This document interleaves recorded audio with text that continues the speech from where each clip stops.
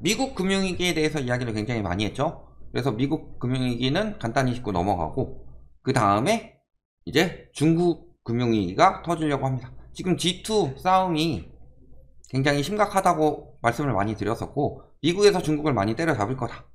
그런데 또 그렇게 보시는 분들이 있어요. 미국은 많이 무너져 가는데 중국은 괜찮지 않냐. 특히 중국 같은 경우는 지금 리오프닝 이야기를 하면서 살아나고 있는 거 아니냐.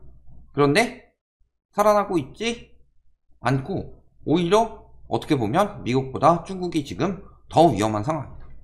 이 여파가, 문제는 중국의 지금 상황이 우리나라가 지금 흘러가고 있는 상황을 굉장히 앞서서 보여주고 있어요. 먼저 경제가 무너지는 이런 것들이 나오고 있고, 그쪽에서 금융위기가 터진다면 어떻게 될 것이냐, 이런 것들을 보셔야 되겠죠. 자, 그래서 미국은 지금 인플레이션과 전쟁이죠. 지금 올해 금리 인하 기대, 요거는 어디서 해요? 국가에서 하고 연준에서 하고 그런 게 아니라 다 시장에서 올해 금리 인하 할 거다 이런 식으로 계속 부추겼는데, 그마저도 지금 안 될 것 같다 라는 이야기가 나오고 있죠. 완화 속도가 너무 늦다. 그래서 과거를 생각해 보시면은, 자, 볼 것 때도 본격적인 금리 인하 작업에 들어간 것은 물가가 3%대 정도까지는 떨어져야지 금리 인하를 시작했다. 물론 금리 인하를 조금씩 하긴 했죠. 4월까지는 12에서 14%, 그 다음에 8에서 11%, 그리고 4, 5년 그리고 8 해가지고 5년 9개월쯤 돼야지 금리를 본격적으로 낮췄다. 즉, 자, 금리가 막 올라가요. 5.5 정도에서 멈췄다고 해봅시다. 그리고 금리 인하를 하더라도요, 얘가 갑자기 과거처럼 0.5 막 이런 식으로 떨어질 거예요. 이런 식에는 안 온다는 거죠. 낮춰봐야지. 아, 인플레이션 그래도 조금 잡혔네, 경제가 너무 안 좋으니까 조금 낮춰볼까? 한 5% 정도. 그러면 이거는 금리 인하 때문에 막 집값이 오를 만한 금리냐, 그런 것들을 생각을 하셔야 되겠죠. 그래서 미국은 지금 고금리에 신음을 하고 있습니다. 고금리로 인해서 채권 가격이 많이 떨어졌고, 특히 지금 미국이랑 중국이 경제 전쟁을 굉장히 하고 있습니다. 보이지 않게. 그래서 미중 무역 전쟁은 둘째치고, 아까 질문도 하셨지만 중국이 미국 채권을 어마어마하게 팔아치우고 있습니다. 거의 3분의 1 정도를 팔아치웠다고 하는데, 중국이 최대 미국 채권 보유국이죠. 미국에서 금리를 올릴 때, 금리가 올라가면 채권 가격이 싸지죠. 그러면은 어마어마하게 사들였죠. 그때 그 시기가 글로벌 금융위기 터지기 전에 그린스펀의 수수께끼라고 있었고, 그래서 채권을 어마어마하게 팔고 있습니다. 그걸로 금 사고 있죠. 안전자산을 매수를 하는데 중국이 금을 많이 매수하고 있는 이유는요, 미국 채권을 팔아가지고 금을 매수하고 있는 거예요. 미국 채권이 지금 안전하지 않다, 또는 미국을 견제하기 위해서 채권을 파는 거고, 그러면 그거를 돈으로 가지고 있는 게 아니라 무언가 자산을 사야 되겠죠. 그러면 세계적으로 가장 안전한 자산은 뭐겠어요? 금이죠. 그러니까 지금은 각국이 안전자산을 매입할 때고, 특히 금 보유량 같은 경우는 화폐 가치에도 영향을 주기 때문에 중국 같은 경우는 화폐 패권을 잡고 싶어 하죠. 그러니까 금을 많이 사고 있는 거다. 간단하게 이렇게 보시면 되겠고요. 그래서 지금 미국은 인플레와의 전쟁 중이에요.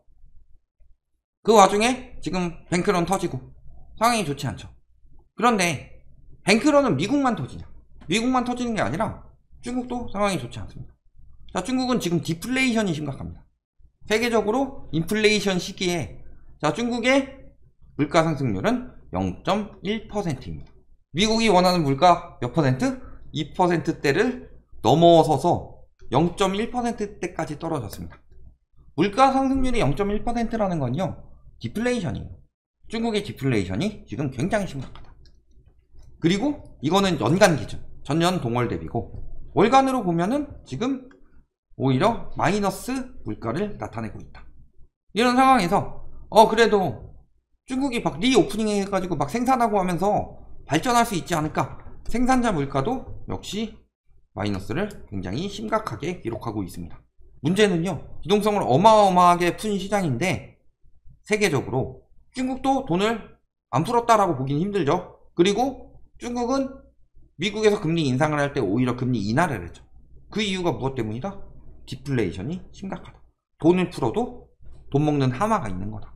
그러니까 인플레와의 전쟁 중에 디플레라는 것 자체가 진짜 경기 침체죠. 인플레는 여러 가지 요인이 겹치지만 디플레는 그냥 말 그대로 경기 침체입니다. 그래서 뭐 잃어버린 30년으로 계속 침체되고 있는 일본 보면은 지속적인 디플레죠. 그래서 중국이 디플레가 굉장히 심각하다. 그리고 미국만 뱅크런이 아니라 중국도 뱅크런이라는 거죠. 미국 실리콘밸리 은행 뱅크런 이후 긴장의 끈을 놓지 못하는 곳이 바로 중국 금융당국이다.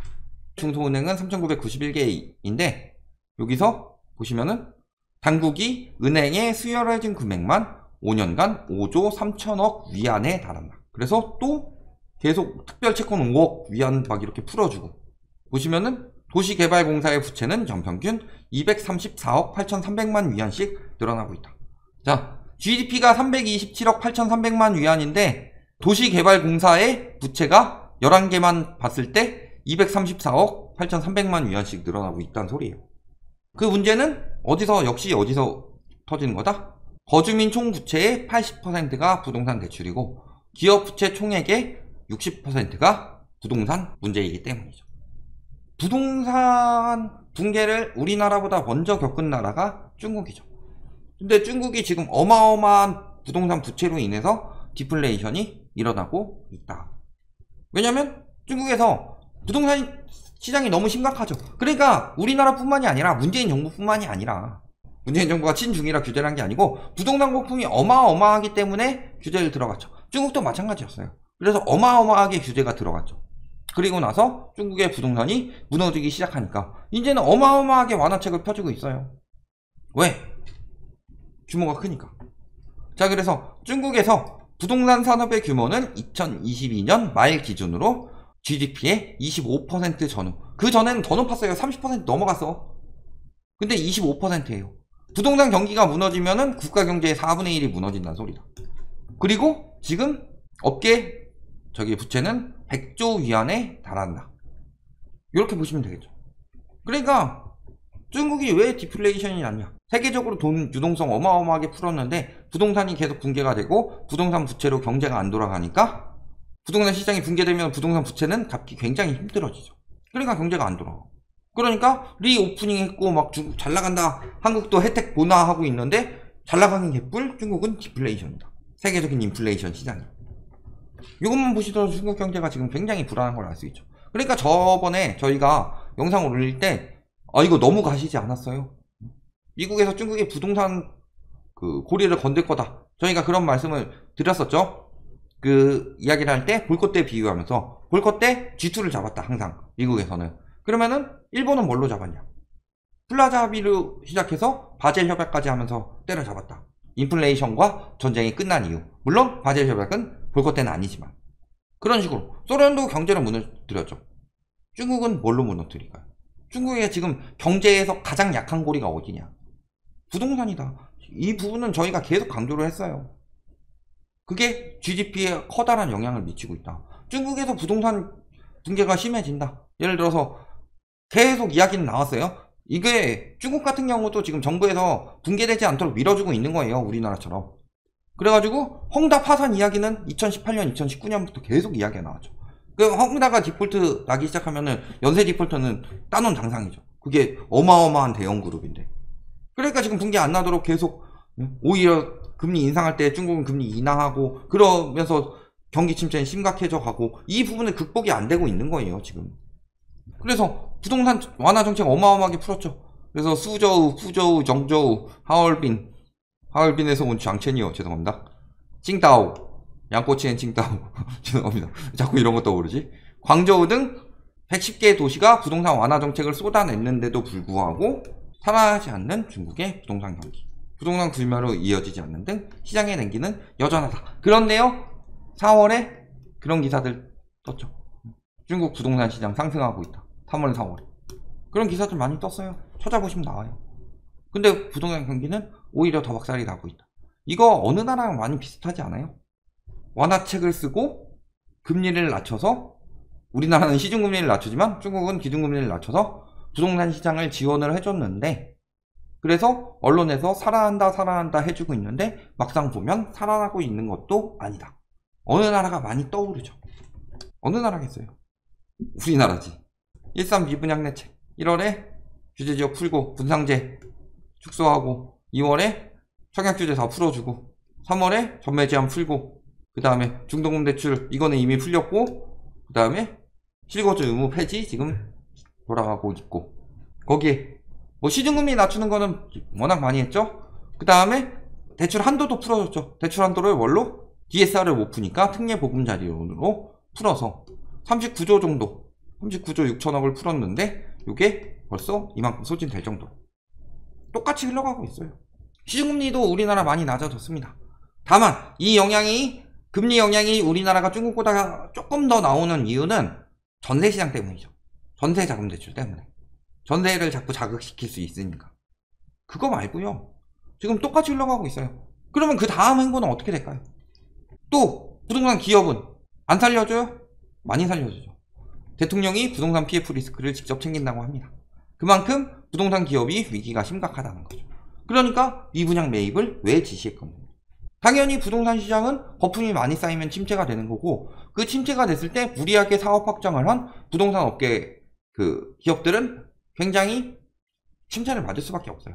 이거는 자동으로 흘러가는 이야기인데 그거 어거지로 살리려고 규제를 많이 풀었죠. 중국은 어떻게 되고 있어요? 디폴트 난다고 그 유명했던 헝다가 디폴트가 안 나도록 겨우 버티고 있죠. 그리고 나서 경제가 무너지는 거다. 우리나라 마찬가지예요. 똑같이 가고 있죠. 근데 문제는 중국 같은 경우는 인플레이션이라도 심각하지 않은데 우리나라는 인플레이션도 굉장히 심각하다. 금리도 중국처럼 기준금리를 당장 낮출 수 있는 상황이 아니라 인플레이션 때문에 기준금리를 못 낮추니까 시중금리를 억누른 정도일 뿐이다. 그러니까 부동산 시장에 열심히 쏟아부어도요. 중국 지금 리오프닝 한다고 해도 경기 침체 왔죠. 경기 침체 오면 어떻게 돼요? 살아나요? 안 살아나잖아요.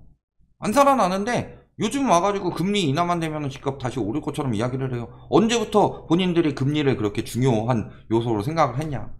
오히려 그들이 폭락론자라고 주장하는 사람들 몇 명 있죠? 저희 비롯해서. 그 분들이 금리 이야기를 많이 했죠. 근데 저희는 늘 말씀드리지만 금리 이야기보다 더 많이 한 게 있어요. 금리보다 더 중요한 거는 대출 한도다. 대출 한도와 현재 집값 거품 수준이다.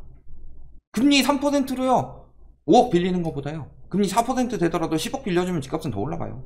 근데 DSR을 못 푸니까 문제가 생기는 거고. 특례로 우회해서 풀었는데 그거 해봤자 반등이에요? 반등도 아니지? 반등은 무슨 반등이에요? 보합이나 하락폭 감소 정도 가지고 지금 반등이라고 계속 띄우고 있죠. 근데 그거 다 소진되면 어떡할 거예요? 중국이 이렇게 경제 안 좋죠. 그러면은 우리나라는요 수출 중심국이기 때문에 먹고 살아야 되는데 가뜩이나 중국이랑 지금 국교가 안 좋아서 무역 적자가 굉장히 심해졌는데요. 국교가 좋아지더라도 나아지진 않겠죠. 지금 대중 무역 수지가 어마어마하게 늘어난 상황입니다. 대중 수출은 또 늘어나는 듯 하다가 또 줄어듭니다. 리오프닝 효과가 끝나가고 있다는 소리죠. 전년에 그래도 이 정도 수출했는데 결론은 어떻게 되겠어요? 우리나라의 미래를 생각을 해봅시다. 중국에서 지금 디플레이션이 굉장히 심각하다. 그만큼 경제 위기가 터질 가능성이 높아졌다. 그래서 중국에서 금융위기 터지면 어떻게 될 것이냐. 중국은 지금 아까 말씀드렸지만 부동산이 여기서 더 터지면 끝납니다. 근데 지금 빈집이 어마어마하죠. 빈집이 1억 채랍니다. 빈 건물이 6억 채래요. 금융위기가 오면 어떻게 돼요? 우리나라 아무리 금리 인하 해봐라. 붕괴 그대로 이어지죠. 왜? 중국에서 지금 금리 인하하고 규제 풀고 별짓 다 해도 붕괴되고 있으니까. 금융위기 안 올 수도 있죠. 오히려 불발돼가지고 상승, 중국이 상승해요. 그렇다고 하더라도 지금 중국의 정책이 한국의 정책이 그대로 따라가고 있다. 그러면은 중국이 얼마나 더 침체될 거냐 이걸 봐야 되겠죠. 얼마나 더 침체될 거냐에 따라서 우리나라는 그 이상 침체될 가능성이 높죠. 왜? 우리나라는 금리를 중국처럼 낮출 수 있는 상황도 아니니까. 역시 부동산 붕괴가 이어질 수밖에 없어요. 아니 뭔 결과를 해도 부동산 붕괴, 맨날 너네는 붕괴 이야기만 한다, 폭락론자냐 이야기를 드리는 부분은요, 그만큼 경제가 굉장히 위험해졌고 그 경제가 위험해진 이유가 부동산 거품 때문이니까 그런 거예요. 그래서 원인이 해결이 돼야 되죠. 갑자기 이런 얘기하면 채널 돌리실지도 모르겠지만 바퀴벌레가 나왔어요. 그러면 바퀴벌레가 나오는 그 원인을 해결하기 위해서는 바퀴벌레의 씨를 말려버려야 되죠. 그리고 바퀴벌레가 생기지 않을 환경을 만들어야 되죠. 그런데 바퀴벌레가 나왔으니까 바퀴벌레가 나올 곳 같은 곳들을 안 보이게 이렇게 잘 가려놓고 나도 잘 안 보이게 선글라스 쓰고 다녀. 이게 원인이 해결이 된 거예요? 아니죠. 그러니까 결국에는 원인이 해결되지 않으면요 결국에는 덮쳐요. 그 문제가. 바퀴벌레 안 보이게만 해야지 화면 안 보이는 데서 알까 가지고 어마어마하게 커지는 것처럼 이런 것들 확인해 보시면요, 결국에는 지금 경제 문제가 어디서 터졌냐, 우리나라에서는 핵심적으로는 부동산 거품으로 생겨난 과잉된 과계부채가 경제 위기의 핵심이고, 그 과잉부채로 인해서 여러가지 가치가 너무 뻥튀기가 되니까 인플레이션도 생겨나는 거고, 이것을 극복하기 위해서는 원인이 되는 부동산이 무너지는 수밖에 없다. 이걸 가지고 당위론이라고 이야기를 하면요, 그냥 그거죠. 아베베베베베 넌 무조건 당위론, 이거죠. 그런 것일 뿐이다. 그래서 핵심을 잘 봐야 된다. 항상 그 자산 거품이 쌓일 때 부동산이 빠진 적이 없었고, 자산 거품이 붕괴될 때 부동산이 빠진 적이 없었다. 이렇게 알아두시면 되겠습니다.